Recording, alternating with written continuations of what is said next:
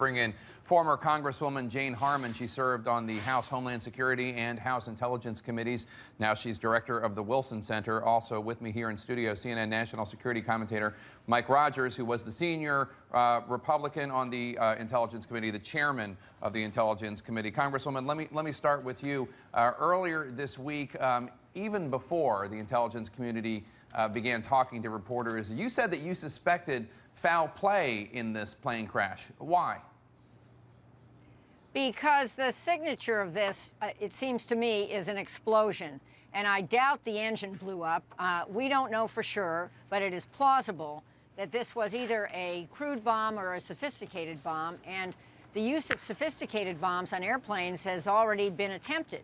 So that's what led me to believe that. Plus, Sharm el-Sheikh is a bazaar of a town. The airport is wide open. There are Sunnis who are very angry at Russia for helping the Shia in Syria. And you put all that together, and it just seems to me that cocktail is likely to be a bomb. Congressman, one of the reasons why people were reluctant to believe ISIS after they initially claimed responsibility was people didn't think they were capable of such an attack. Are they? Well, it depends. I think what you're finding is there's a lot of allegiances and terrorist groups out there that are drifting. Some have gone from al-Qaeda to ISIS. Some have both. We know that over half of the al-Qaeda affiliates in the world have pledged at least surreptitiously support for the ISIS cause, meaning that they would join in logistically or in events. And that may have what happened right here. The Sinai has been deteriorating. Remember when Morsi got elected, the security situation in the Sinai rapidly deteriorated. So when el-Sisi became president of Egypt, what was a takeover, if you will, then a free election. Right.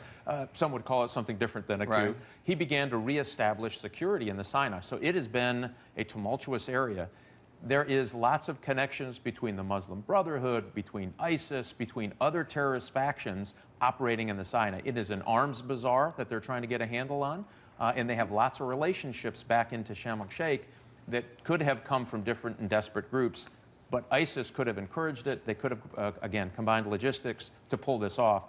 And it is likely, given what we have seen, and the British have great intelligence there, so do the Russians, that it was probably an inside job in the sense that the device was in the right place, at the right setting, at the right altitude to bring it down. That says a lot about what they believe happened in an operation. And again, it might not be something other than terrorism, but all the indicators are something different. Congresswoman Harman, explain to our viewers why you think it is, in all likelihood, that Russian authorities and Egyptian authorities seem, at least publicly, to be more cautious, more circumspect in what they're saying about this, other than beyond where America and the British are.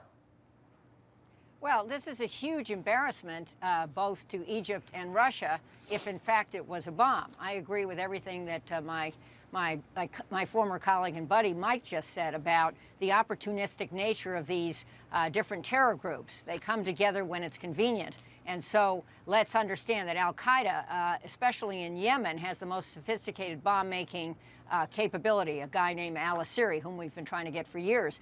And so he may have played a role in this. But Egypt, obviously, if it happened on Egyptian soil, has lax security, and that's an embarrassment. And Russia went into Syria, so Vladimir Putin said, to prevent ISIS or any of these groups from attacking Russia. Of course, what they're doing in Syria is helping Bashar Assad rather than attacking ISIS. But nonetheless, they could have been blamed, as I said earlier, for siding with the Sunnis against the Shia. So both of them will have black eyes if this turns out to be a bomb.